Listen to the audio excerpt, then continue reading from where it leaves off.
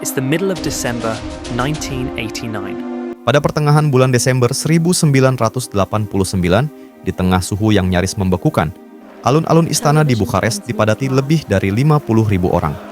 Mereka datang bukan atas kehendak sendiri. Banyak yang dikerahkan langsung dari sekolah atau tempat kerja. Dalam dinginnya udara musim dingin, beberapa dari mereka telah berdiri selama lebih dari 5 jam, menanti satu sosok yang menjadi pusat perhatian seluruh negeri, Nicolae Ceausescu. Selama 24 tahun, Ceausescu memerintah Rumania dengan kekuasaan absolut. Namun, segalanya mulai retak ketika protes besar meletus di Timișoara, dipicu oleh keberanian seorang pendeta lokal yang secara terang-terangan mengkritik rezimnya. Ketika rakyat menolak penangkapan sang pendeta, pasukan Ceausescu bertindak brutal dengan melepaskan tembakan. Insiden ini menyulut kemarahan publik, dan dalam waktu singkat, gelombang protes meluas ke seluruh penjuru negeri. Putus asa untuk memulihkan citranya, Ceausescu mengadakan rapat umum massal di Bukares yang disiarkan langsung di televisi nasional. Sebuah langkah yang ternyata menjadi kesalahan fatal dalam hidupnya. Dengan percaya diri, ia melangkah keluar ke balkon, melambaikan tangan ke arah kerumunan, sementara sorakan keras menggema, seolah-olah menyambutnya dengan antusiasme besar. Namun, ada sesuatu yang terasa ganjil. Kerumunan itu hampir sepenuhnya diam, kecuali beberapa orang di barisan depan yang tampak bergerak. Sorakan itu ternyata palsu, hanya rekaman suara yang diputar melalui pengeras suara besar di sekitar alun-alun. Sebuah manipulasi yang segera terungkap dan mempermalukan dirinya di depan seluruh negeri. Ceausescu mulai berpidato dengan penuh percaya diri dan awalnya suasana tampak terkendali. Namun, saat ia sedang menyampaikan ucapan terima kasih kepada para penyelenggara rapat umum, tiba-tiba suasana berubah tegang. Dari belakang kerumunan, terdengar teriakan yang memecah keheningan. Ini bukan bagian dari rencana.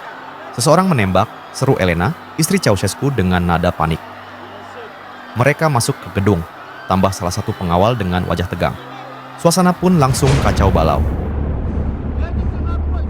Massa telah merangsek melewati penghalang, bergerak cepat menuju gedung Komite Sentral, tempat Nicolae Ceausescu berdiri dengan tegang.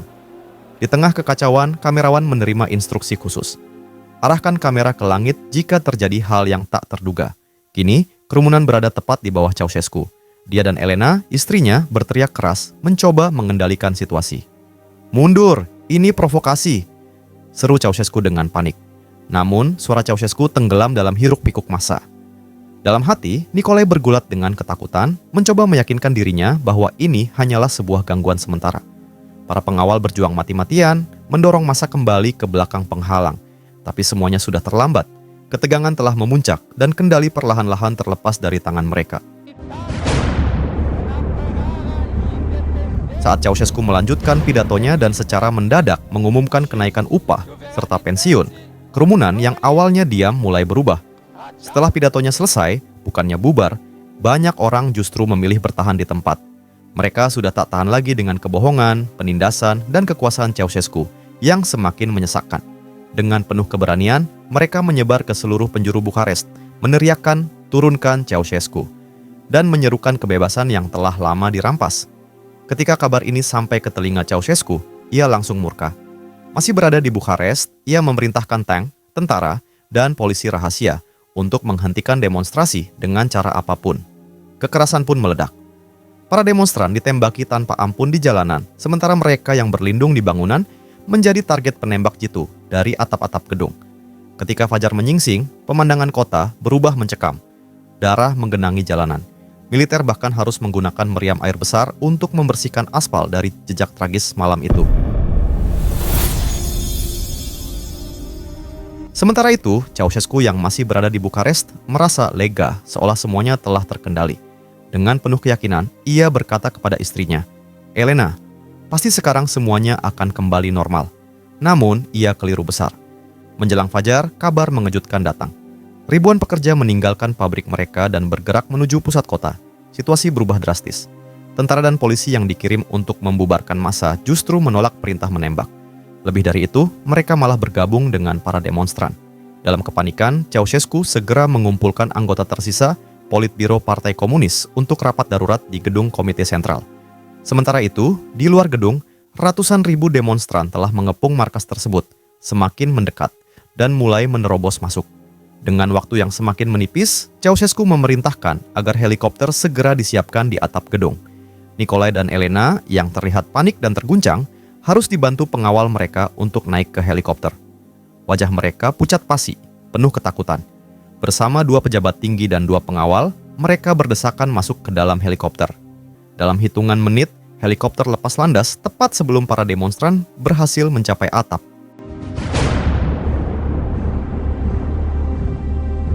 Pilot segera membawa helikopter menuju kediaman Ceausescu di Snagov, di utara kota. Di sana, Nicolae dengan panik mencoba menghubungi militer, memerintahkan agar 2 helikopter pengawal penuh tentara segera dikirimkan.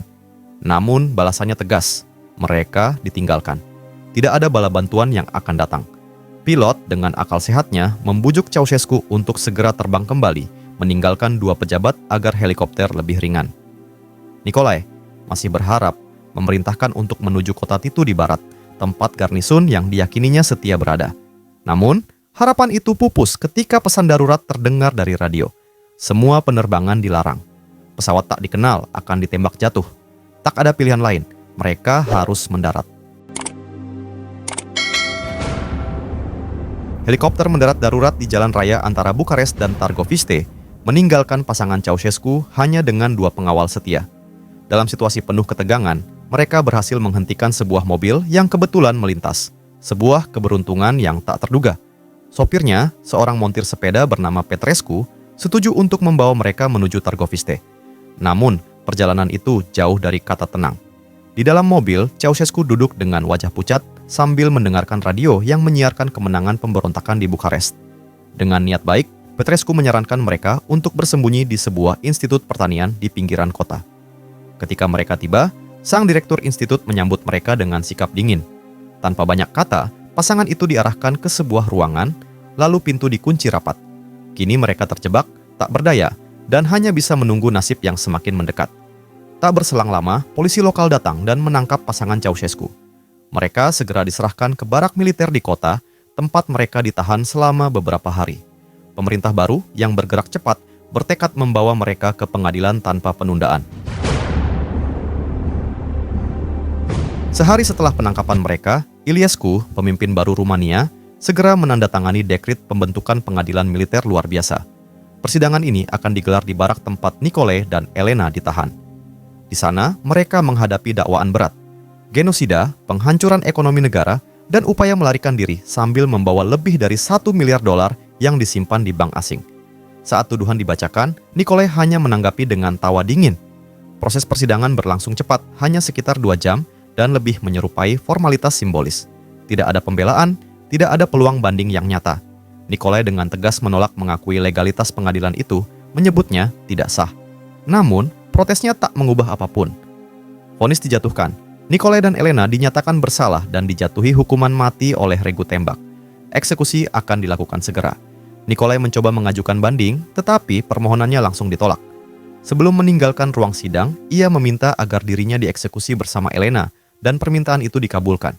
Ketegangan meningkat saat seorang tentara datang membawa tali untuk mengikat tangan mereka. Nicolae dan Elena menolak mentah-mentah, bersikeras bahwa mereka tidak akan melarikan diri. Perdebatan singkat terjadi, tetapi tentara tetap menjalankan perintah. Permintaan terakhir mereka untuk tidak diikat pun ditolak. Dalam situasi yang syarat drama ini, akhir tragis mereka semakin mendekat. Mereka kemudian digiring ke halaman dan ditempatkan di depan dinding barak yang suram. Elena dengan emosi yang meluap-luap mulai berteriak dan menghujat regu tembak dengan penuh amarah. Namun, beberapa laporan lain menyebutkan bahwa ia akhirnya terisak-isak dalam tangis. Sementara itu, Nicolae tetap tenang menghadapi detik-detik terakhirnya. Dengan keberanian yang tak tergoyahkan, ia mulai menyanyikan bait pertama dari lagu Internazionale, simbol perjuangan kaum buruh di seluruh dunia. Keesokan harinya, televisi Rumania menayangkan rekaman tubuh keduanya yang tergeletak di kaki dinding barak, menjadi bukti tak terbantahkan bahwa era Ceausescu telah berakhir. Pada Mei 1990, Rumania mencatat sejarah baru dengan menggelar pemilu bebas pertamanya sejak tahun 1937. Dalam 2 dekade berikutnya, negara itu bangkit dari keterpurukan, bergabung dengan NATO, menjadi bagian dari Uni Eropa, dan perlahan-lahan membangun kembali masa depannya